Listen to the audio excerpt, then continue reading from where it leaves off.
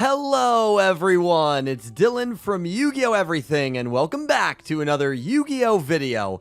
As you know, cameos, Easter eggs, references to other Yu-Gi-Oh! Anime are some of my favorite things to look for as I am watching a Yu-Gi-Oh! Show. Just in media in general, I am a huge fan of Easter eggs and references, and as we know, there are many Easter eggs scattered around all of the Yu-Gi-Oh! Anime. We also know that the English dub doesn't really follow the original source material to a T, often going off on their own tangents, making their own jokes when maybe there were no jokes in the original, and sometimes, on the rare occasion, making a blatant reference to a previous Yu-Gi-Oh! Series that was not at all present in the original. And so in this video, we are going to look at 8 times where the English dub made a reference to an older Yu-Gi-Oh! Series that was not present in the original version. I hope you guys enjoy.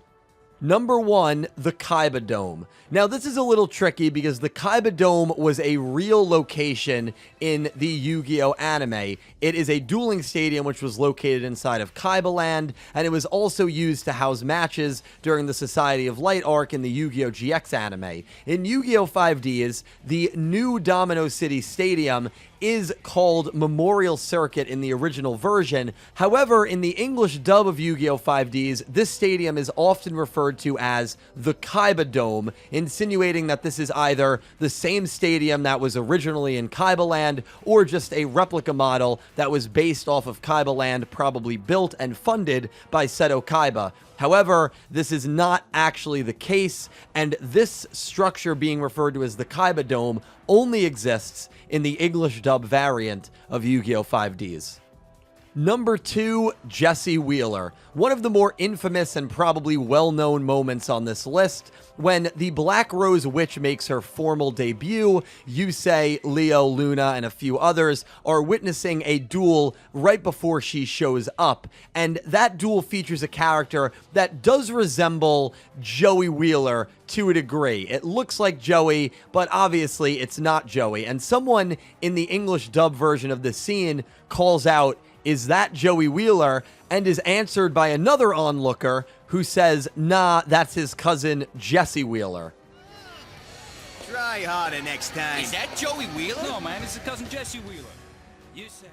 This blatant reference to Joey Wheeler, one of the most important and well-known characters in the franchise, is only in the English dub. And if you watch the scene in the original version, there is absolutely no reference made to Jesse Wheeler or Joey Wheeler. It's one of the more, again, well-known moments and memes probably that's on this entire list. And Jesse Wheeler, being Joey Wheeler's cousin, showing up in 5Ds is only a thing if you're referring to the English dub. Number 3, Kusanagi playing Can You Feel the Power? This is definitely one of the more obscure ones and one of my personal favorite ones on this list. In episode 4 of Yu-Gi-Oh! Vrains, Yusaku is running back to his apartment to go into the Vrains, where he is about to take on Go Onizuka. Right before he goes to his apartment, Kusanagi pulls up in the hot dog truck and throws him a card, which is Decode Talker. I'm going to go ahead and play the scene for you, and listen carefully to Kusanagi's choice of music.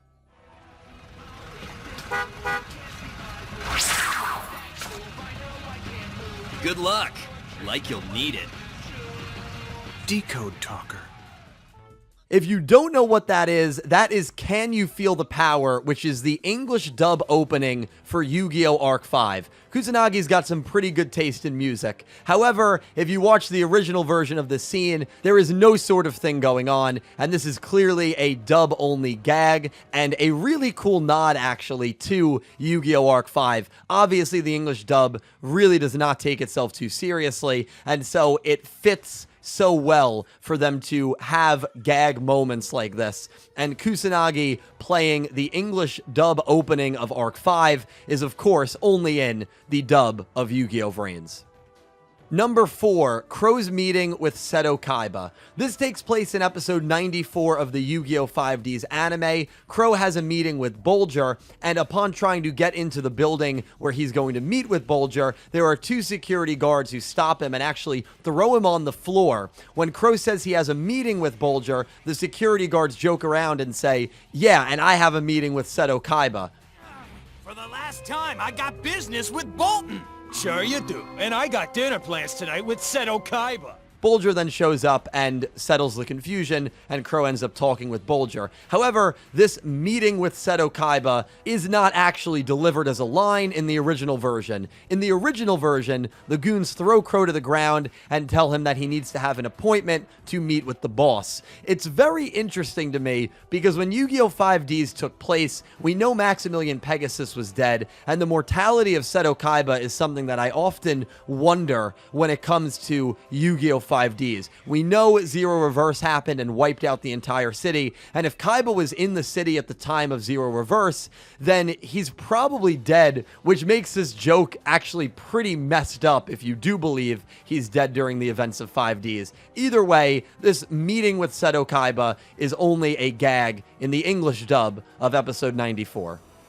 Number 5, Truesdale and Phoenix name drops in Yu-Gi-Oh! 5Ds. In episode 12, we get a really interesting backstory told from the perspective of Blister in regards to his tag duo, which consisted of him and Arrow. It turns out that Blister was going to sell out and go solo after a representative from Kaiba Corporation showed up and offered him big money to go solo. He makes a comment to Yusei in the English dub where he says he finally got a break and a chance to make it to the big league and face duelists like Atlas, Phoenix, and Truesdale. So, when a rep from Kaiba Corp showed up one day with a case full of money, how could I say no? I had a new sponsor, a new gig, and an open road right to the big leagues. I'm talking about duelers like Atlas, Phoenix, Truesdale, the legends. Obviously, Jack Atlas refers to the in-show character Jack Atlas, but Phoenix and Truesdale refer to Aster Phoenix from Yu-Gi-Oh! GX and Zane or maybe even Cyrus Truesdale from Yu-Gi-Oh! GX. What's very interesting about this is these name drops only take place in the English dub. In the original version of this scene, there is no mention of Jack, there is no mention of Phoenix, and there is no mention of Truesdale, meaning the existence of Aster and Zane or Cyrus being elite professional duelists in the 5Ds universe is not actually real in the original version, hence making this another moment where the English dub exclusively referenced older characters. Number 6, hey, it's Yugi. Taking a look at Yu-Gi-Oh! GX episode 81, there was a character called Bob Banter in the English dub, who was an Obelisk Blue student that was creepily obsessed with Alexis Rhodes. Bob Banter was creeping on Alexis when Jaden and his friends interrupted him and questioned what he was doing. In a panic, Bob Banter goes, "Hey look, it's Yugi." Once Jaden and his friends turn around, Bob then runs off into the bushes. Show off. What are you climbing trees for anyway? Well, Look, it's Yugi! Made you look. Hey! However, in the original version, Bob Banter says to Jaden and his friends, "Oh, look, it's Kaiba Man," before running off. I'm not sure why the English dub changed this from Kaiba Man, which was just a regular monster, funny enough, a dual spirit that Judai had an interaction with earlier in GX, to, "Hey, look, it's Yugi," but I guess that does the trick. Definitely qualifies for this list because that is a blatant reference to the king of games himself, Yugi Moto, that is only present in the English dub version of this episode. Number 7, Akiza is a Slifer red, Koda is an Obelisk blue. In Yu-Gi-Oh! 5D's episode 22, there was a character named Commander Koda who took on Aki in a duel during the first tournament arc. Now, this was a duel that I recently talked about in a video where I ranked all of Aki's duels. If you're interested in checking that out, I will leave the link down below. But what was very fascinating about this duel is in the English dub version, Commander Koda is the actual student that Aki attacks with her psychic powers accidentally in the flashback. In the original version, Koda is not the student, and he's just an onlooker, or he's someone that heard about the event. And this is one of the few instances where I actually prefer the English dub storytelling here, because I think when the English dub made Koda the actual student that Aki attacked, I think it added a little more depth to the storyline, and it definitely made it feel like a way more personal duel, that Koda was out for revenge because he was the one who felt the wrath of Aki's psychic powers. However, what we're focusing on in this video is the reference that Koda makes in the English dub. He specifically says that Akiza was a Slifer Red, while he was an Obelisk Blue student. Now, the reference to Slifer Red and Obelisk Blue is not present at all in the original version of this duel, which is an episode that I just watched very recently, and the references to these ranks are obvious references to the show that aired before Yu-Gi-Oh! 5D's Yu-Gi-Oh! GX, where the ranking system was Slifer Red, Raw Yellow, and Obelisk Blue. So Koda specifically calling out Obelisk Blue and Slifer Red is basically confirming that these two former students went to the same duel academy that existed in Yu-Gi-Oh! GX, which really wasn't the case, making this another English dub only reference. Number 8, Get Your Game On, Yusei Fudo. In episode 86 of Yu-Gi-Oh! 5Ds, the Crashtown arc starts. Now, there's a lot of mixed opinions on the Crashtown arc. I personally believe it's one of the best arcs out there.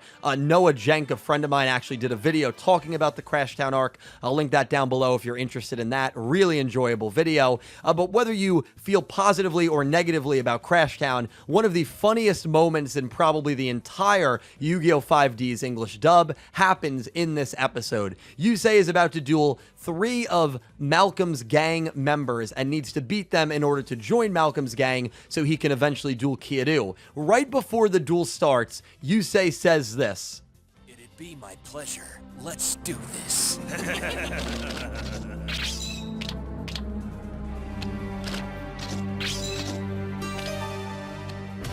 Get your game on.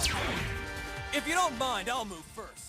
I'm sure all of you know whose phrase that is, and that is the phrase of Jaden Yuki from the Yu-Gi-Oh! GX English dub. This is the only time that Yusei says, get your game on. It is extremely out of place, and I think it's the only time in the Yu-Gi-Oh! Dubs where a protagonist uttered the phrase of a former protagonist. It would have been really awesome if 4K Media decided to keep this gag up, and Yuma, during one random duel in Zexal, said, let's rev it up, and then Yuya said, time to high-five the sky, and so on and so forth, just once in every show. That would have been really cool. I don't know what kind of decision-making went into Yusei saying that, but it is one of the goofier things and one of the funnier things that the Yu-Gi-Oh! English dub did. If you watch the original version, all duelists just yell duel. There is no reference to Judai or GX or any former Yu-Gi-Oh! Protag in that episode, making this one of my favorite and another English dub-only reference to a previous Yu-Gi-Oh! Anime.